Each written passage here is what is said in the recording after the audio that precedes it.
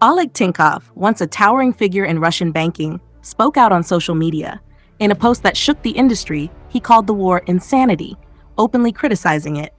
Shortly after, the ripple reached his company's top executives. They received a warning from the Kremlin, the very office of Russia's president. They were told, in no uncertain terms, that if they did not publicly sever ties with Tinkov, the government would step in and take control of Tinkoff Bank, Russia's second-largest banking network. Tinkov later reflected on the ordeal, saying, "I cannot reveal the price they offered. It felt like being held hostage. There was no room for negotiation, no room to argue." Within just a week, a business group closely linked to President Putin, led by one of Russia's wealthiest men, whose company supplies nickel for fighter jets, announced they would buy the bank. The deal, Tinkov said, was completed for barely 3% of the bank's real value. In the end, the man who once commanded nearly $9 billion in assets had lost almost everything.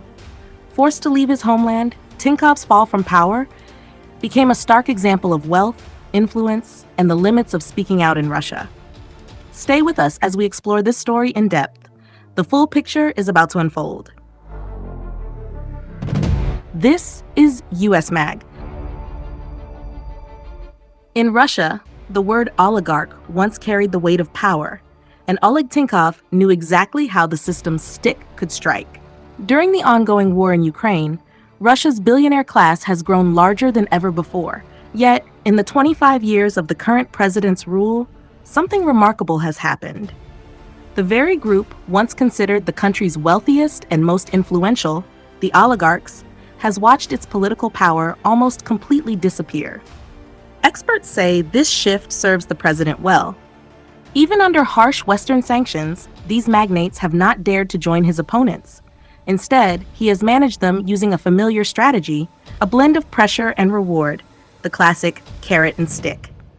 But the roots of this story lie long before he entered the presidency. In the years following the collapse of the Soviet Union, a handful of businessmen bought massive state-owned enterprises. In just a few years, they transformed into billionaires. Their sudden fortunes gave them influence in a country struggling through political turbulence. It was then that they earned the title, oligarchs, the elite who controlled wealth, industries, and, for a time, the political direction of Russia. Among the most powerful was Boris Berezovsky. He claimed that he played a crucial role in helping bring Putin to power in the year 2000. Years later, he called that decision the greatest mistake of his life. He apologized publicly, saying he had failed to recognize the man he was supporting, someone he later described as ambitious, ruthless, and authoritarian. In 2012, Berezovsky wrote, "I never imagined this person would crush Russia's freedoms or halt the nation's growth." Analysts believe Berezovsky may have exaggerated his personal role in Russia's political rise. But one thing is clear. The oligarchs once held real power. They could influence decisions, shape alliances, and destabilize what they didn't like. A year after his apology, while living in exile in the United Kingdom, Berezovsky was found dead under mysterious circumstances. By then, the age of the oligarchs had already begun to fade. Their influence had weakened, and a new era of centralized power had taken its place. Their rise was fast, their fall even faster. And in modern Russia, the message became unmistakable. Wealth alone no longer guarantees power. When Russia launched its full-scale assault on Ukraine on February 24, 2022, another event unfolded only hours later, far away from the battlefield. Inside the walls of the Kremlin, President Putin called together the wealthiest men in the country, the billionaires whose empires shaped modern Russia. They sat silently. Not one of them questioned the war, even though every man in that room understood exactly what this conflict could cost them: their global businesses, their reputations, their wealth. During that closed-door meeting, Putin addressed them with a controlled, steady tone. "Given these new circumstances, I expect that we will continue to work together." Media reports later described the scene. Many of the billionaires looked pale, drained, some appearing as if sleep had escaped them.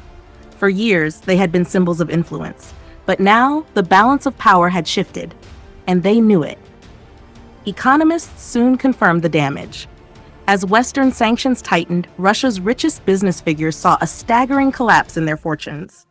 By April 2022, their wealth had dropped by an estimated $263 billion, about 27% of everything they owned. The number of Russian billionaires shrank sharply, falling from 117 to just 83 in a matter of weeks. But what followed was unexpected. The war economy, once seen as a threat to their fortunes, slowly became their lifeline. Government spending surged to historic levels, pouring billions into weapons manufacturing, equipment production, logistics, and military infrastructure. By 2023 and 2024, Russia's economy was growing at over 4% a year, driven almost entirely by wartime demand. And for many of Russia's ultra-wealthy, it turned into an opportunity. Defense contracts, energy redirection toward Asia, mining, transportation, all became billion-dollar pathways to rebuild their empires. Researchers following global wealth trends noted that in 2024, more than half of Russia's billionaires were directly or indirectly tied to industries supporting the war, supplying machinery, metals, vehicles, or technology. One analyst put it simply, in Russia, a successful business cannot survive without a strong relationship with the state. And that relationship became clearer than ever. Russia reached a record number of super rich.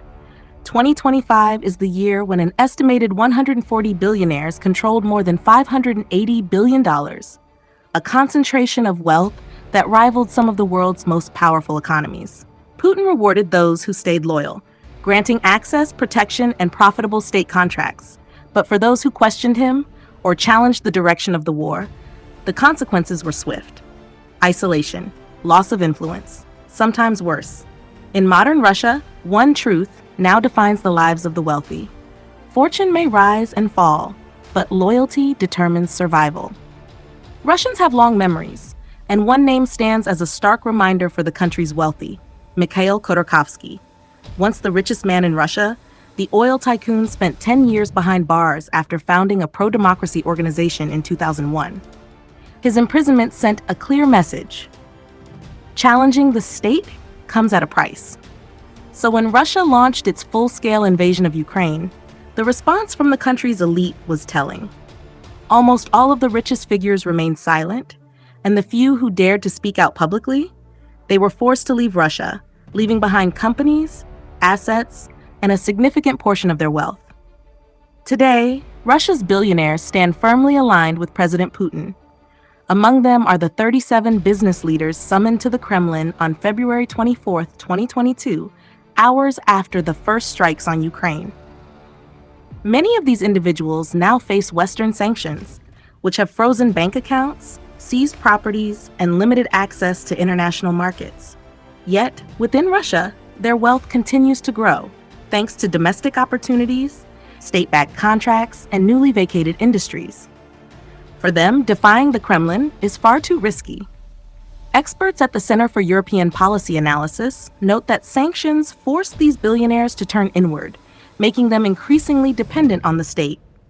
Putin, in turn, integrated them into Russia's wartime economy, ensuring that their industries and resources supported military production and logistics. When foreign companies withdrew from Russia, over 1,000 multinational firms left or scaled back operations, a vacuum emerged. Kremlin-aligned businessmen moved swiftly, acquiring highly profitable assets at discounted prices, from manufacturing plants to retail chains and energy infrastructure. Economists at the Carnegie Russia-Eurasia Center argue that this strategy effectively created a new generation of loyalists, billionaires whose fortunes are tied directly to the state and its policies. Their wealth, their influence, and their survival are now inseparable from the ongoing conflict. The war has become more than politics. It is the foundation of their prosperity. And they know that if the conflict ends, the old globalized business class could return, threatening their position. In today's Russia, loyalty is more than a virtue. It is a currency. Fortunes rise and fall not just on the battlefield, but in the corridors of power, and survival depends on standing with authority, not against it. If this story captured your attention, don't forget to subscribe, share USMag, and leave a comment below as we bring you more in-depth, investigative stories from around the world, uncovering the human struggles, triumphs, and drama behind every headline.